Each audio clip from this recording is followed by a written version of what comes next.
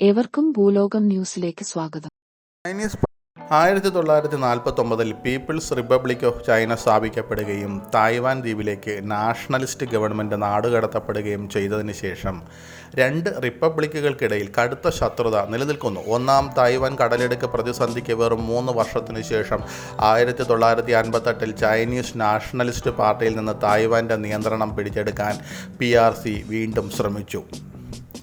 1958 ഓഗസ്റ്റിൽ PRCയുടെ കമ്മ്യൂണിസ്റ്റ് സൈന്യം ഡോങ്ഡിങ് ദ്വീപിൽ ഇറങ്ങാൻ ശ്രമിച്ചു. അത് പരാജയപ്പെട്ടപ്പോൾ അവർ കിൻമെൻ ദ്വീപുകളിലും മാറ്റ്സു ദ്വീപുകളിലും ഷെല്ലാക്രമണം ആരംഭിച്ചു.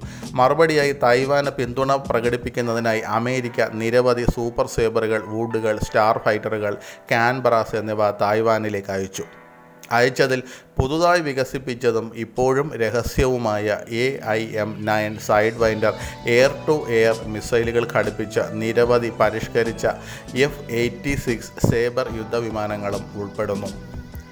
മൊജാവെ മരുഭൂമിയിൽ കാണപ്പെടുന്ന ഒരു വിഷപ്പാമ്പിൻ്റെ പേരിലുള്ള സൈഡ് വൈൻഡർ മിസൈൽ പാമ്പ് വേട്ടയാടുന്ന രീതിക്ക് സമാനമായി ഇൻഫ്രാറെഡ് താപവികിരണം ഉപയോഗിച്ച് ലക്ഷ്യങ്ങൾ കണ്ടെത്തുന്നു.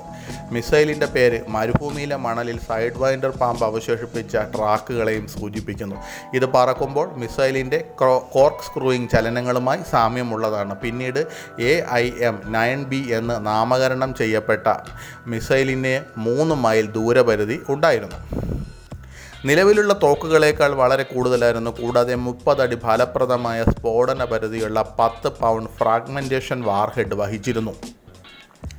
1958 സെപ്റ്റംബർ 24 തായ്വാൻ പൈലറ്റുമാർ 1 ഡസനോളം F-86 സാബർ തായ്വാൻ കടലിടുക്കിന് മുകളിലൂടെ ചൈനീസ് MiG-17 വിമാനങ്ങളുമായി ഏറ്റുമുട്ടി. പ്രായമായ സാബറുകളേക്കാൾ വേഗത്തിലും ഉയരത്തിലും പറക്കാൻ കഴിയുന്ന മികച്ചവയായിരുന്നു MiG വിമാനങ്ങൾ. അതിനാൽ ഇവയെ തടയാൻ പ്രയാസമായിരുന്നു. എന്നിരുന്നാലും AIM-9B മിസൈലുകൾ സാബറുകളുടെ എല്ലാ പോരായ്മകളെയും നികത്തുന്നതായിരുന്നു. പരമ്പരാഗത തോക്കുകളുടെയും പീരങ്കികളുടെയും പരിധിക്കപ്പുറം ഉയർന്നു പറക്കുന്ന ശത്രു പോരാളികൾക്ക് നേരെ മിസൈലുകൾ വിക്ഷേപിക്കാനും പിന്നീട് പിന്തിരിയാനും ഈ മിസൈലുകൾ തായ്വാൻ പൈലറ്റുമാരെ സഹായിച്ചു. ആ ദിവസം 12 MiG വിമാനങ്ങളിൽ 6 എണ്ണം വരെ സൈഡ് വൈൻഡറുകൾ വീഴ്ത്തി.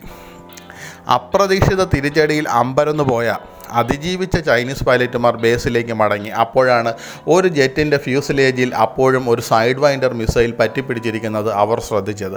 മിസൈൽ പൊട്ടിത്തെറിക്കുന്നതിൽ പരാജയപ്പെട്ടു.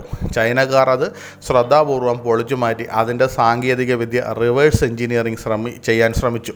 സൈഡ് വൈൻഡറിനെ കുറിച്ച് അറിഞ്ഞപ്പോൾ പിടിച്ചെടുത്ത ആ മിസൈൽ അയക്കാൻ സോവിയറ്റുകൾ ചൈനയെ പ്രേരിപ്പിച്ചു. അതുവരെ Soviet air to air missile program വൈംബൽ K-5 മാത്രമേ നിർമ്മിച്ചിട്ടുള്ളൂ. ഇതൊരു ഹ്രസ്വദൂര ബീം റൈഡിംഗ് മിസൈലാണ്. ഇത് മിസൈലിൻ്റെ പറക്കലിൻ്റെ മുഴുവൻ സമയത്തും ലക്ഷ്യത്തിലേക്കുള്ള ഓറിയൻറ്റേഷൻ നിലനിർത്താൻ ലോഞ്ചിങ് വിമാനം ആവശ്യമായിരുന്നു. ഈ പരിമിതി ബോംബറുകൾ പോലുള്ള സംവിധാനത്തിൽ നീങ്ങുന്ന ലക്ഷ്യങ്ങളെ നേരിടാൻ അനുയോജ്യമാക്കി. പക്ഷേ ഫൈറ്റർ ഓൺ ഫൈറ്റർ എയർ കോമ്പാക്റ്റിന് അത് ഫലപ്രദമല്ലാതായി. പിടിച്ചെടുത്ത സൈഡ് വൈൻഡർ ഒരു ദൈവാനുഗ്രഹമെന്ന് തെളിഞ്ഞു. മിസൈലിന് നിരവധി വിലപ്പെട്ട സവിശേഷതകൾ ഉണ്ടായിരുന്നു. പ്രത്യേകിച്ച് അതിൻ്റെ മോഡുലാർ നിർമ്മാണം അത് ഉൽപ്പാദനവും പ്രവർത്തനവും എളുപ്പമാക്കി. സമകാലിക സോവിയറ്റ് മിസൈലുകളുടെ സങ്കീർണതയിൽ നിന്ന് AIM-9ൻ്റെ ലാളിത്യം അവരെ അമ്പരപ്പെടുത്തി.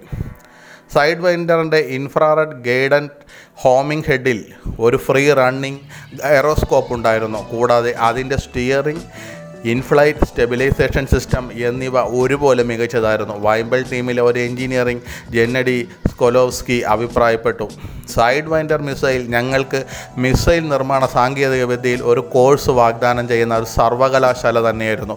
അത് ഞങ്ങളുടെ എഞ്ചിനീയറിംഗ് വിദ്യാഭ്യാസം നവീകരിക്കുകയും ഭാവി മിസൈലുകളുടെ നിർമ്മാണത്തോടുള്ള ഞങ്ങളുടെ സമീപനം അപ്ഡേറ്റ് ചെയ്യുകയും ചെയ്തു. സൈഡ് വൈൻഡർ വേഗത്തിൽ K-13 റിവേഴ്സ് എഞ്ചിനീയറിംഗ് ചെയ്യപ്പെട്ടു. 2 വർഷത്തിന് ശേഷം 1960 അത് പരിമിതമായി സേവനത്തിൽ പ്രവേശിച്ചു. China, Cuba, Vietnam, India, Pakistan എന്നിവയുൾപ്പെടെ സോവിയറ്റ് വാഴ്സ ഉടമ്പടി രാജ്യങ്ങളുടെ വ്യോമസേനകളിൽ ഇത് പ്രധാന ഹ്രസ്വദൂര മിസൈലായി മാറി. കുറച്ച് വർഷങ്ങൾക്ക് ശേഷം അമേരിക്കയുടെ AIM-9Bയുടെ മെച്ചപ്പെടുത്തിയ പതിപ്പ് സർവീസിൽ പ്രവേശിച്ചപ്പോൾ സോവിയറ്റ് യൂണിയൻ ഈ പുതിയ മിസൈൽ സ്വന്തമാക്കാൻ ആഗ്രഹിച്ചു. അവർ ജർമ്മൻ ആർക്കിടെക്ട് മാൻഫ്രെഡ് റാമിംഗറെ നിയമിച്ചു. മിസൈൽ ഉപകരണങ്ങൾ കൊടുക്കുന്നതിന് പകരമായി തൻ്റെ നിർമ്മാണ കമ്പനിയെ സാമ്പത്തിക നാശത്തിൽ നിന്ന് രക്ഷിക്കാമെന്ന് വാഗ്ദാനം ചെയ്തു. 1967 ശരത്കാലത്തിലെ ഒരു രാത്രിയിൽ കനത്ത മൂടൽമഞ്ഞിൻ്റെ മറവിൽ റാമിംഗറും അദ്ദേഹത്തിൻ്റെ 2 പങ്കാളികളും പോളിഷ് എഞ്ചിനീയറായ ജോസഫ് ലിനോസ്കി, ലുഫ്റ്റ്വാസെ പൈലറ്റായ വൂൾഫ് ഡൈത്താട്നോവ് എന്നിവർ ന്യൂബർഗ് വിമാനത്താവളത്തിലേക്ക് അതിക്രമിച്ചു കയറി ഒരു സൈഡ് വൈൻഡർ മിസൈലുമായി നടന്നു. ബേസിന് പുറത്ത് പാർക്ക് ചെയ്തിരുന്ന റാമിംഗറിൻ്റെ മെഴ്സിഡസ് സെഡാനിലേക്ക് അവർ ഒരു വീൽബറോയിൽ മിസൈൽ റൺവേയിലൂടെ ഉരുട്ടി. 9 അടി നീളമുള്ള മിസൈൽ കാറിൽ കയറ്റാൻ സാധിച്ചില്ല. അതിനാൽ മോഷ്ടാക്കൾ പിൻവശത്തെ ജനൽ ചില്ല തകർത്ത് അതിലേക്ക് കുത്തിക്കയറ്റി. ശ്രദ്ധയാകർഷിക്കാതിരിക്കാൻ അവർ മിസൈൽ ഒരു പുതപ്പ് കൊണ്ട് മൂടി. ക്രെഫെൽഡിലെ തൻ്റെ വീട്ടിലെത്തിയപ്പോൾ റാമിംഗർ മിസൈൽ പൊളിച്ച് ഒരു പെട്ടിയിൽ പായ്ക്ക് ചെയ്തു. തുടർന്ന് അദ്ദേഹം ആ പെട്ടി അടുത്തുള്ള പോസ്റ്റ് ഓഫീസിലേക്ക് കൊണ്ടുപോയി മിസൈൽ കഷണങ്ങൾ വാഹന സ്പെയർ പാർട്സുകളായി പ്രഖ്യാപിച്ചു. തുടർന്ന് അവ എയർമെയിൽ വഴി നേരിട്ട് മോസ്കോയിലേക്ക് അയച്ചു. കയറ്റുമതിക്ക് അദ്ദേഹത്തിന് $483.88 ചിലവായി. ആ പെട്ടി തെറ്റായ ലക്ഷ്യസ്ഥാനത്തേക്ക് അയച്ചിരുന്നെങ്കിൽ ആ ധീരമായ മോഷണം പരാജയപ്പെട്ടേൻ. റാമിംഗറിൻ്റെ പാഴ്സൽ ആദ്യം ഫ്രാങ്ക്ഫർട്ടിൽ നിന്ന് പാരീസ് വഴി കോപ്പൻഹേഗനിലേക്കും പിന്നീട് ഡസൽഡോർഫിലേക്കും പോയി. ഒടുവിൽ 10 ദിവസം വൈകി മോസ്കോയിലെത്തി. അദ്ദേഹത്തിൻ്റെ ശ്രമങ്ങൾക്ക് റാമിംഗറെ $81,000 നൽകി. പശ്ചിമ ജർമ്മൻ കോടതി പിന്നീട് റാമിംഗറിനെയും കൂട്ടാളികളെയും രാജ്യദ്രോഹം, ചാരവൃത്തി, കൊള്ളയടിക്കൽ എന്നീ കുറ്റങ്ങൾക്ക് അറസ്റ്റ് ചെയ്ത് ശിക്ഷിച്ചു. 3 പേർക്കും 3 മുതൽ 4 വർഷം വരെ തടവ് ലഭിച്ചു. സോവിയറ്റ് യൂണിയൻ അമേരിക്കയിൽ നിന്ന് സാങ്കേതികവിദ്യ മോഷ്ടിച്ചത് ഇതാദ്യമായിരുന്നില്ല. 2ാം ലോക മഹായുദ്ധ സമയത്ത് Soviet Union 3 B-29 super fortress ബോംബറുകൾ സ്വന്തമാക്കി. സമാനമായ ഒരു വിമാനമായ ടുപോളേവ് 2-4 സൃഷ്ടിക്കാൻ അവർ റിവേഴ്സ് എഞ്ചിനീയറിംഗ് ചെയ്തു. സ്വന്തം പതിപ്പായ ടുപോളേവ് 2-144 വികസിപ്പിക്കുന്നതിനായി ആംഗ്ലോ ഫ്രഞ്ച് കോൺകേർഡ് സൂപ്പർസോണിക് വിമാനവുമായി ബന്ധപ്പെട്ട സാങ്കേതിക ഡേറ്റ മോഷ്ടിച്ചതായും സോവിയറ്റുകൾക്കെതിരെ ആരോപിക്കപ്പെട്ടു. Tu-144 കാര്യമായ വ്യത്യാസങ്ങളും പ്രശ്നങ്ങളും ഉണ്ടായിരുന്നെങ്കിലും ചാരവൃത്തി ഒരു പങ്ക് വഹിച്ചുവെന്ന് സമാനതകൾ സൂചിപ്പിക്കുന്നു.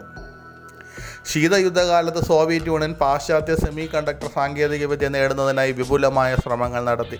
ഇതിൽ സിവിലിയൻ, സൈനിക ആപ്ലിക്കേഷനുകൾക്ക് നിർണായകമായ വിവിധ കമ്പ്യൂട്ടർ ചിപ്പുകളും IBM 360 പോലുള്ള മറ്റ് ഇലക്ട്രോണിക് ഘടകങ്ങളും റിവേഴ്സ് എഞ്ചിനീയറിംഗ് ഉൾപ്പെട്ടിരുന്നു.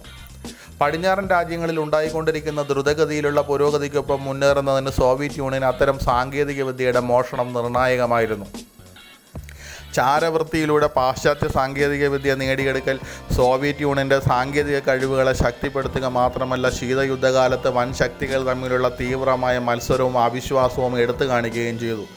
ചാരവൃത്തി ഉൾപ്പെടെ എല്ലാ മാർഗങ്ങളും ഉപയോഗിച്ച് പരസ്പരം മറികടക്കാനും മുന്നേറാനും ഇരുപക്ഷവും നിരന്തരമായ പോരാട്ടങ്ങളിൽ ഏർപ്പെട്ടു. ശീതയുദ്ധ ചാരവൃത്തിയുടെ പാരമ്പര്യം ആധുനിക അന്താരാഷ്ട്ര ബന്ധങ്ങളെയും സാങ്കേതിക വികസനത്തെയും സ്വാധീനിക്കുന്നത് തുടരുന്നു. ധീരമായ കൊള്ളകളുടെയും രഹസ്യ പ്രവർത്തനങ്ങളുടെയും കഥകൾ രാജ്യങ്ങൾ അവരുടെ താൽപ്പര്യങ്ങൾ സംരക്ഷിക്കുന്നതിനും അവരുടെ സാങ്കേതിക വൈദഗ്ധ്യം മെച്ചപ്പെടുത്തുന്നതിനും എത്രത്തോളം വരെ പോകുമെന്ന് ഓർമ്മിപ്പിക്കുന്നു. സാങ്കേതികവിദ്യ അഭൂതപൂർവമായ വേഗതയിൽ വികസിച്ചുകൊണ്ടിരിക്കുന്നതിനാൽ ഭൗതിക സ്വത്ത് സംരക്ഷിക്കുന്നതിൻ്റെയും ശക്തമായ സുരക്ഷാ നടപടികൾ നിലനിർത്തുന്നതിൻ്റെയും പ്രാധാന്യം എക്കാലത്തെയും പോലെ നിർണായകമായി തുടരുന്നു. കൂടുതൽ വാർത്തകൾക്കും വിശേഷങ്ങൾക്കും ഭൂലോകം ന്യൂസ് സബ്സ്ക്രൈബ് ചെയ്യൂ.